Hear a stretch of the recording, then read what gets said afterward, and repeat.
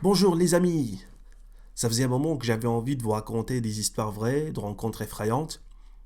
Et aujourd'hui, je reviens avec une histoire à vous lire, partagée par une fille sur Internet. Allez, c'est parti. Bonjour, je m'appelle Léa, j'ai 21 ans, mais cette histoire s'est déroulée il y a 3 ans. Pour un peu plus de contexte, j'habite dans un village assez tranquille, et à 10 minutes en voiture se trouve une petite zone d'activité dans laquelle se trouve un McDo. Un soir, mes parents décident de partir se faire un petit resto en amoureux. Ma sœur et moi, 14 ans et 18 ans, restons donc à la maison.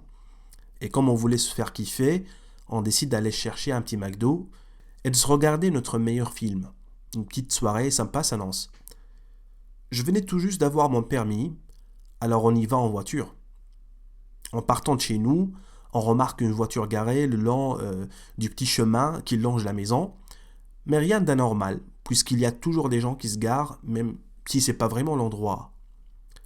Bref, après avoir récupéré notre commande, on rentre à la maison, et c'est là que les choses étranges commencent.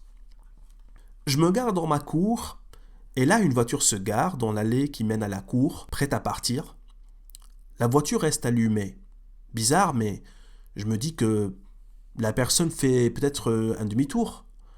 On attend un peu avec ma sœur avant de sortir de la voiture, mais rien ne se passe. Alors on décide de sortir pour rentrer chez nous et manger nos meilleurs nuggets. Au moment où l'on sort de la voiture qui est toujours dans notre allée coupe de contact. Là, je panique un peu et je dis à ma soeur d'accélérer. On se dépêche et on s'enferme vite à clé dans la maison. Je décide donc d'aller voir à la fenêtre ce qui se passe dehors. Si la voiture est toujours là, la fenêtre est hors de portée, donc je ne crains rien. Et là, je vois une femme en train d'essayer d'ouvrir le portillon qui mène à la porte d'entrée. Je lui demande donc ce qu'elle est en train de faire. Elle me demande si je connais un certain monsieur X habitant dans le coin. Ne le connaissant pas, je lui dis que non. Elle commence à rigoler en se disant que toutes les maisons se ressemblent ici. Absolument pas.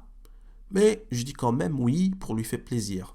Et puis, elle me demande si elle peut rentrer chez moi pour téléphoner, car son téléphone n'a plus de batterie. Ça peut paraître anodin, sauf qu'au moment où elle me dit ça, elle tient son téléphone portable, il est bien allumé, en évidence.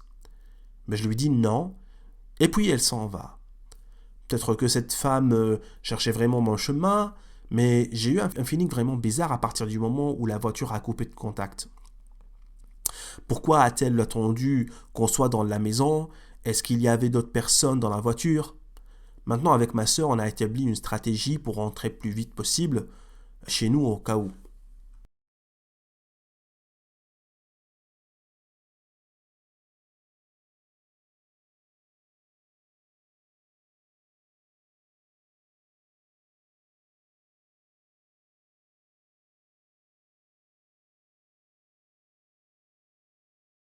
Je voudrais vraiment vous remercier de votre attention parce que depuis que je sais que vous êtes là et depuis que je sais qu'on a un rendez-vous pour une autre histoire, eh bien, ça me pousse à faire des vidéos un peu plus longues qui contiennent deux ou trois histoires à la fois.